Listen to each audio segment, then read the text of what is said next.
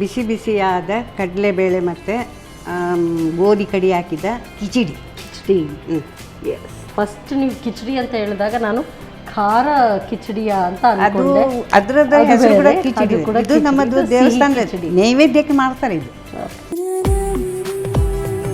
Yes madam. So first ಈಗ ನಾವು ಯಾವ್ದು ಮಾಡ್ತಾ ಇದ್ದೀವಿ? ಕಿಚಡಿ. ಎಸ್, ಸ್ವೀಟ್ ನೋಟಿಂದಾನೇ ಸ್ಟಾರ್ಟ್ ಮಾಡೋದು. ಹಬ್ಬ ಅಂತ ಹೇಳಿದ್ರೆ ಸ್ವೀಟ್ ಇರಬೇಕು ಅಲ್ಲ? ಸ್ಟಾರ್ಟ್ ಮಾಡು. ಎಸ್ ಮೇಡಮ್, ಏನು ಕೊಡಲಿ? ನನಗೆ ಫಸ್ಟಿಗೆ ಇದು ಕುಕ್ಕರ್ ಕೊಟ್ಟರೆ ಸಾಕು. ಇದೆಲ್ಲ ಡೈರೆಕ್ಟ್ ಕುಕ್ಕರಲ್ಲೇ ಮಾಡ್ಕೊಂಡು? ಹೌದೌದು, ಒಂದೇ ಇದರಲ್ಲಿ ಮಾಡುವ ಎಂದಿಲ್ಲಿ. ಹಾಂ, ಇನ್ನು ಒಂದು ಸೌಂಡ್ ಬೇಕು, ಒಂಚೂರದು ಬಾಡಿಸಿ ಬಿಸಿ ಮಾಡಲಿಕ್ಕೆ ಉಂಟು ಕಡಲೆಬೇಳೆ.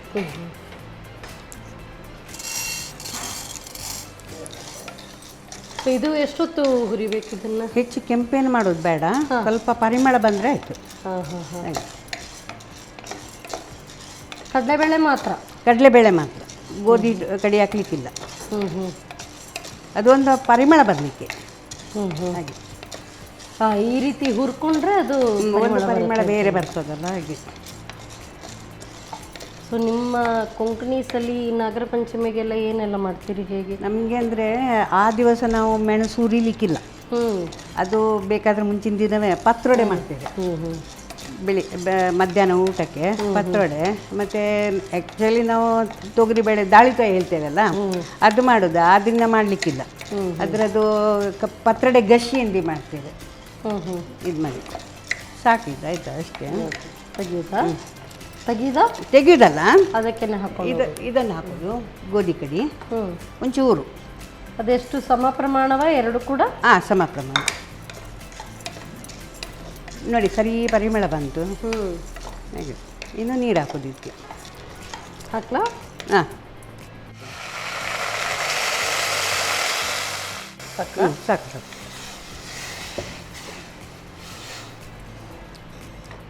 ಮುಚ್ಚಾಳ.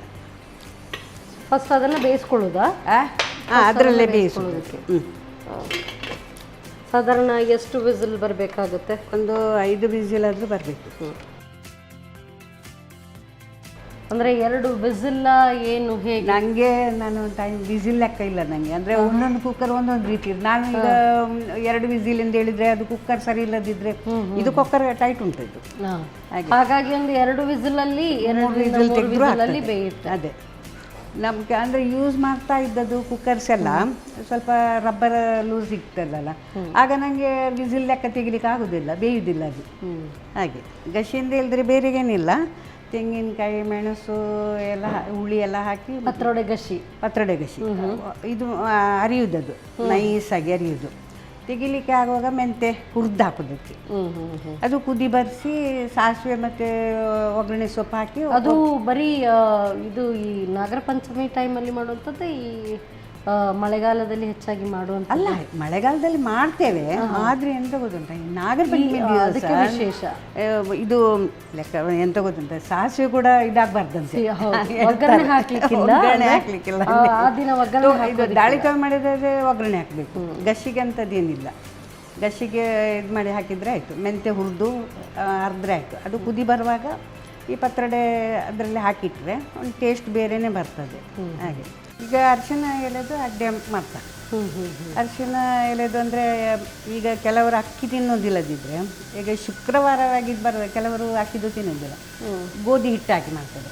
ಮೊನ್ನೆ ನಾನೊಂದು ಟ್ರೈ ಮಾಡಬೇಕೆಂದೇಳಿ ಈ ರಾಗಿ ಅರ್ಧ ಉಂಟಲ್ಲ, ಅದರ ಹಾಲು ತೆಗೆದು ಮಾಡಿದ್ದು, ಸೂಪರ್ ಆಗಿದೆ.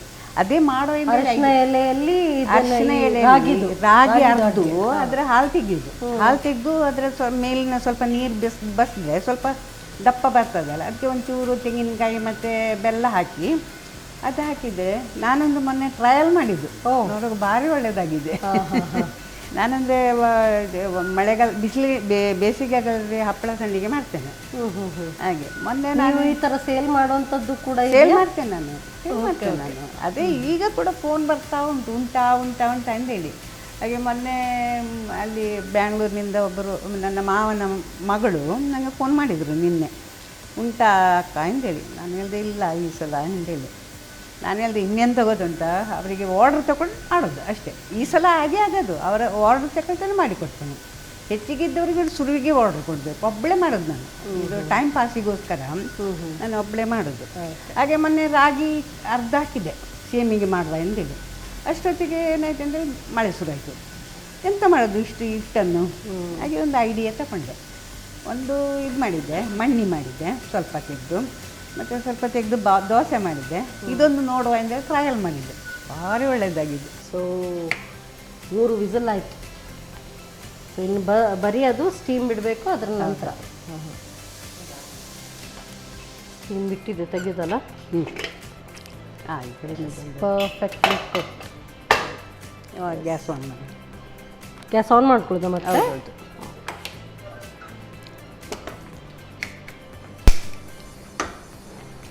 ಇದಕ್ಕೆ ಸಕ್ಕರೆ ಹಾಕೋದು ಕರೆಕ್ಟಾಗಿ. ಇದು 2 ಅಳತೆದು ಉಂಟಲ್ಲ, ಆಗೊಂದು ಪುಡಿ ಒಂದು ಸಕ್ಕರೆ, ಇಲ್ಲ ಬೆಲ್ಲ. ಅದು 2 ಕಪ್ ಆದರೆ ಇದು 1 ಕಪ್ ಸಕ್ಕರೆ. 2 ಕಪ್ ಅಂದರೆ 2 ಫುಲ್ ಇಡಲಿಲ್ಲ ನಾನು, ಅರ್ಧ ಅರ್ಧ ಕೂಡಿಸಿ ಒಂದು ಮಾಡಿದ್ದು. ಈಗ ಇದು ಒಂದು ಸಕ್ಕರೆ ಅಂದಲ್ದೆ ಅದಕ್ಕೆ ಒಂದು, ಮತ್ತೆ ತೆಂಗಿನ ತುರಿ ಹಾಕ್ಲಿಕ್ಕೆ ಉಂಟಲ್ಲ ಹಾಗೆ.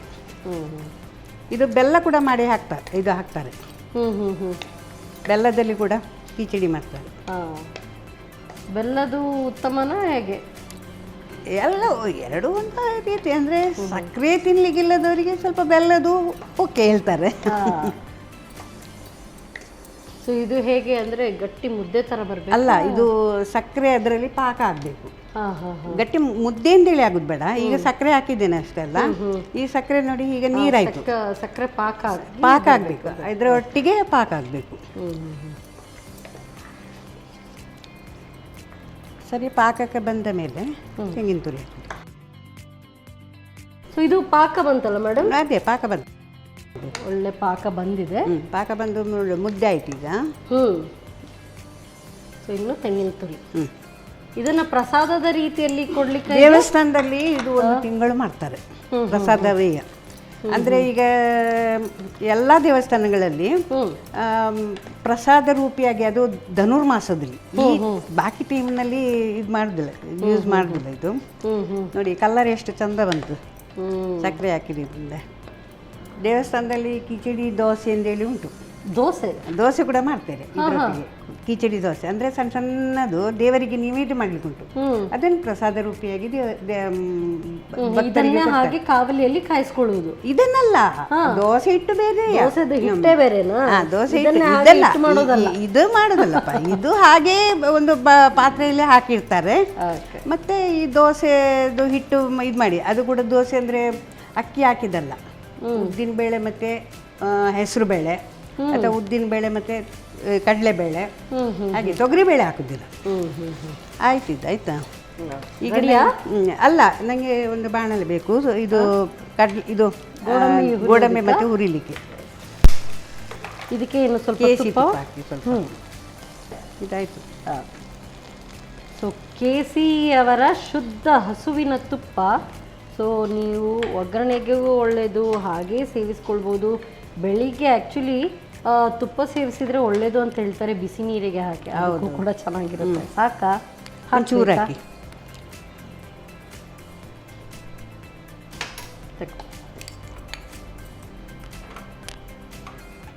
ಗೋಡಂಬಿ, ದ್ರಾಕ್ಷಿ ಮತ್ತೆ ಇದು ಕದಳಿ ಬಾಳೆಹಣ್ಣು ಉಂಟಲ್ಲ, ಸಣ್ಣ ತುಂಡು ತುಂಡು ತುಂಡು ಮಾಡಿ ಹಾಕಿ. ಕದಳಿ ಮಾತ್ರವೇ? ಯಾವುದು ಕೂಡ ಆಗುತ್ತಾ? ಮೇನ್ ಕದಳಿ ಬಾಳೆ. ಮತ್ತೆ ಪೂಜೆಗೆ ನಾವು ಬಳಸುವಂಥದ್ದು, ಹಾಗಾಗಿ ಹಾಕಿ.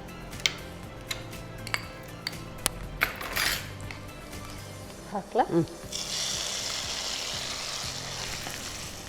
ಮತ್ತೆ ಇದು ಏಲಕ್ಕಿ ಕೂಡ ಹಾಕ್ತು.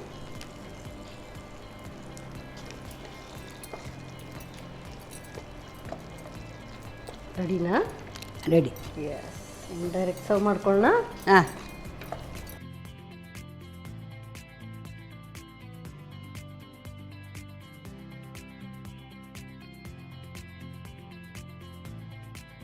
ಬಿಸಿ ಬಿಸಿಯಾದ ಕಡಲೆಬೇಳೆ ಮತ್ತು ಗೋಧಿ ಕಡಿ ಹಾಕಿದ khichdi. Yes, thank you so much. First ನೀವು ಕಿಚಡಿ ಅಂತ ಹೇಳಿದಾಗ ನಾನು ಖಾರ ಕಿಚಡಿಯ ಅಂತ ಅದು ಅನ್ಕೊಂಡೆ. ಅದರದ ಅದು ಹೆಸರು ಕೂಡ ಬೇರೆ, ಕಿಚಡಿ. ಅದು ಕೂಡ ಇದು ಕಿಚಡಿ, ನಮ್ಮದು ಇದು ಸಿಹಿ ದೇವಸ್ಥಾನದ ಕಿಚಡಿ. ನೈವೇದ್ಯಕ್ಕೆ ಮಾಡ್ತಾರೆ ಇದು. Thank you so much. ಹಬ್ಬದ ಪ್ರಯುಕ್ತ ಸಿಹಿಯಾದಂಥ ದೇವರಿಗೆ ನೈವೇದ್ಯವಾಗಿ ಕೂಡ ಇದನ್ನು ಇಡ್ಬೋದು. ಸಿಹಿಯಾದಂಥ ಕಿಚಡಿ ಹೇಗೆ ತಯಾರಿಸೋದು ಮತ್ತೊಮ್ಮೆ ನೋಡಿ. ಸ್ವೀಟ್ ಕಿಚಡಿ ತಯಾರಿಸುವ ವಿಧಾನ: ಮೊದಲಿಗೆ ಅರ್ಧ ಕಪ್ ಕಡಲೆಬೇಳೆಯನ್ನು ಘಮ ಬರುವವರೆಗೂ ಹುರಿಯಿರಿ. ನಂತರ ಅರ್ಧ ಕಪ್ ಗೋಧಿ ನುಚ್ಚು ಮುಳುಗುವಷ್ಟು ನೀರು ಹಾಕಿ ಬೇಯಿಸಿ. ಆ ನಂತರ 1 ಕಪ್ ಸಕ್ಕರೆ ಹಾಕಿ ಪಾಕ ಬರುವವರೆಗೂ ಹುರಿಯುತ್ತಾ ಬೇಯಿಸಿ. ಪಾಕ ಬಂದ ನಂತರ ತೆಂಗಿನ ತುರಿ ಹಾಕಿ ಚೆನ್ನಾಗಿ ಬೆರೆಸುತ್ತಾ ಬೇಯಿಸಿಕೊಳ್ಳಿ. ಕೊನೆಯಲ್ಲಿ ಸ್ವಲ್ಪ ತುಪ್ಪ ಬಿಸಿ ಮಾಡಿಕೊಂಡು ಗೋಡಂಬಿ ದ್ರಾಕ್ಷಿಯನ್ನು ಹುರಿದು ಏಲಕ್ಕಿ ಪುಡಿ ಸೇರಿಸಿ ಬೆರೆಸಿಕೊಳ್ಳಿ. ಈಗ ಬಿಸಿ ಬಿಸಿಯಾದ ಸ್ವೀಟ್ ಕಿಚಡಿ ಸವಿಯಲು ಸಿದ್ಧ. ನಮ್ಮ ಟಿವಿ ಫೇಸ್ಬುಕ್ ಪೇಜ್ ನ ಲೈಕ್ ಮಾಡಿ, ಯೂಟ್ಯೂಬ್ ಚಾನೆಲ್ ನ ಸಬ್ಸ್ಕ್ರೈಬ್ ಮಾಡಿ. ನಮ್ಮ ಎಲ್ಲಾ ಯೂಟ್ಯೂಬ್ ವಿಡಿಯೋ ಅಪ್ಡೇಟ್ಸ್ಗೆ ಬೆಲ್ ಐಕಾನ್ ಕ್ಲಿಕ್ ಮಾಡಿ. ನಮ್ಮ ಟಿವಿ, ಕರಾವಳಿ ಕರ್ನಾಟಕದ ನಾಡಿಮಿಡಿತ.